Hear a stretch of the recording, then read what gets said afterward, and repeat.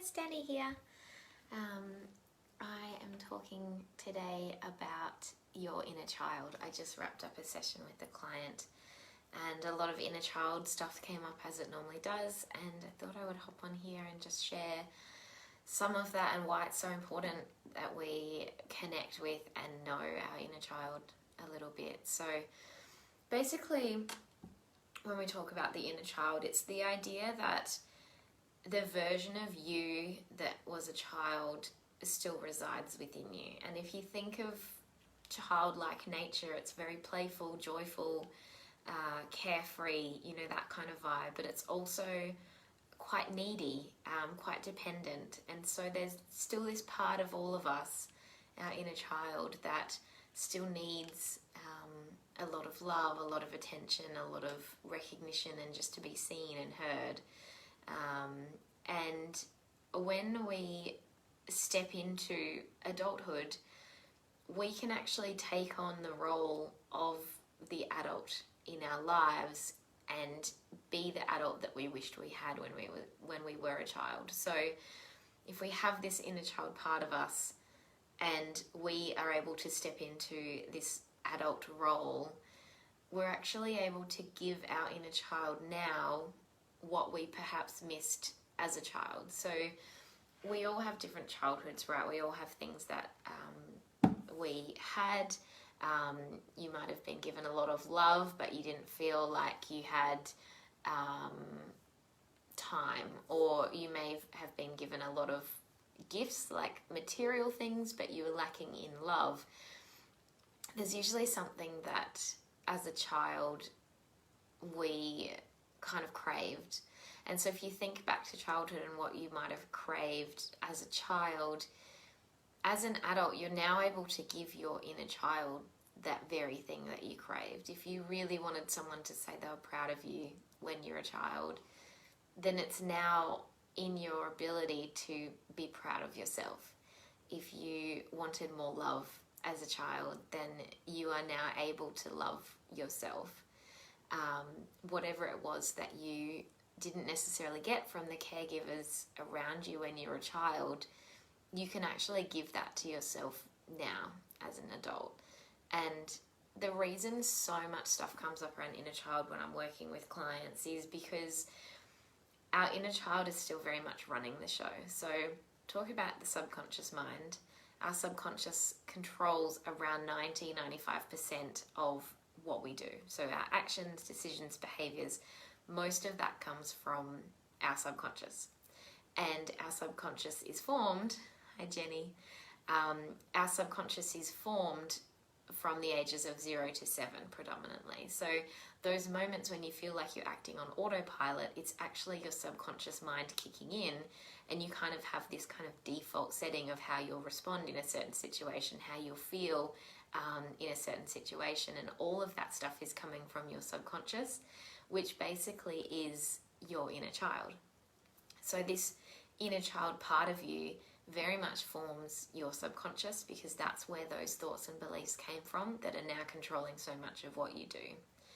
When the subconscious stays, I guess, unrecognized, when we're not aware of what's in our subconscious, we can feel really out of control with it, because so much of what we do is on default from the subconscious. But if you haven't looked at what's actually stored in there, what thoughts and beliefs you're holding on to, what memories and traumas you're holding on to, and what your inner child actually needs, then you will feel like you are out of control because you don't understand where your actions, where your reactions, where your behaviors and those kind of default settings are coming from.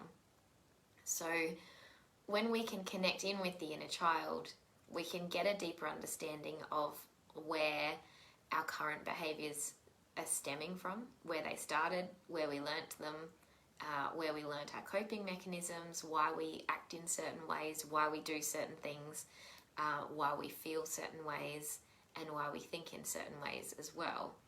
And that connection with the inner child really enhances our understanding of ourselves. And when we can understand ourselves better, when we can understand what's in our subconscious mind, then we can start to create change from the subconscious mind. Often with anyone that's trying to create changes in their life, they will work with the conscious mind. So we'll make lists, we'll think about it, we'll make plans, and all of that stuff is great, but it's actually only like harnessing 5% of the power of your brain.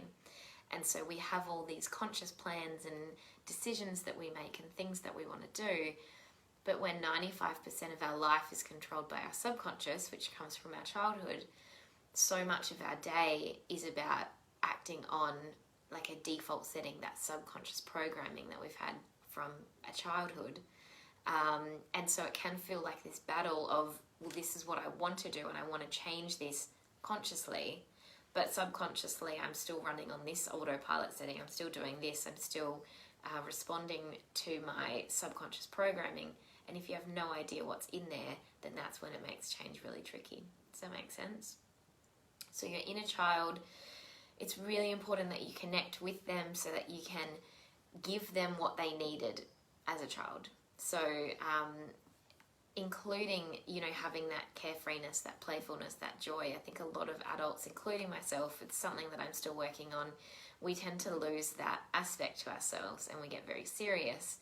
And the inner child part of us is still craving play and joy and fun and just being silly for the sake of it, for no other reason than enjoying yourself. And so when we can connect with that inner child part of ourselves, we can have those moments of just pure, carefree, playful fun, which is so important for our well-being. And we can also recognize what we craved as a child that we weren't necessarily given and give it to ourselves now. And when we're able to heal that inner child part of ourselves, heal that lack, that thing that the inner child didn't receive in our childhood, then we can heal a huge part of ourselves. And when we're able to connect with our inner child, we're able to understand our subconscious mind better, which gives us more control over our thoughts, decisions, actions, right? That 95% part of what we do, we have more control over that. We have more awareness of it. We understand what's going on in there and why we act in certain ways. And I spoke about self-compassion yesterday, and I think that having that awareness of ourselves is actually such a big part of having self-compassion, because rather than responding in a certain way, looking back at it and beating yourself up over it, you're actually able to see that response, understand where it's come from in your childhood, in your subconscious, wherever it is, and have compassion for that part of you that's still operating on autopilot, because you understand the source of it. You understand why it's there, what its purpose is, or who taught you that, or wherever it's come from. That understanding really does help you have compassion for yourself in that moment. And when we can see that from a third, like from the outside, see that response, understand where it's come from, have compassion for ourselves in the moment, that's the only way that we can then change that response, so that we're no longer responding in that way. So the inner child, and there's some information in my free PDF. If you haven't got that yet, I can pop the link below as well. But the inner child really is something that we can connect with, can nurture. If you imagine this part of you that still has those childlike qualities and those childlike needs, and imagine that you are now the adult in that child's life, giving the child what it needs in every moment, looking after it and really healing that part of you from childhood that didn't necessarily have those needs met in whatever capacity. There's a little bit in the PDF about reparenting, and that's basically what I'm talking about here, is becoming your own parent. So if you have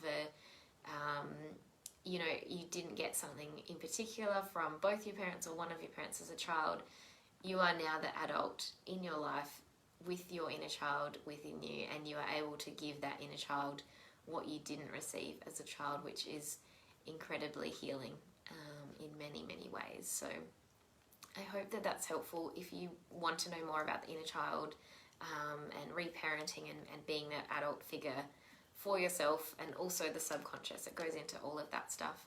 I'll pop the link for my PDF below this video. And yeah, let me know if you have any questions, comments about the inner child, if you've been on your own journey or you're just starting out. I just left a client session and she has got some homework to do, a meditation to connect with her inner child, and that's really the starting point. It's just forming that bond with your inner child so that you can learn more about her and learn more about yourself as an adult as a result of that. So yeah, I'll be back tomorrow with another video. Not sure on the topic yet. They normally just come to me as the day goes on. But if you have any recommendations for video topics, I would love to hear from you. Drop a comment below or send me a message and I'll see what I can do. But yeah, if you're watching after, drop me a comment, let me know what you think, and if you want the PDF guide to have a bit of a read through, a bit of what I've just explained, then I will put the link in the comments below. Have a great day, guys. Bye.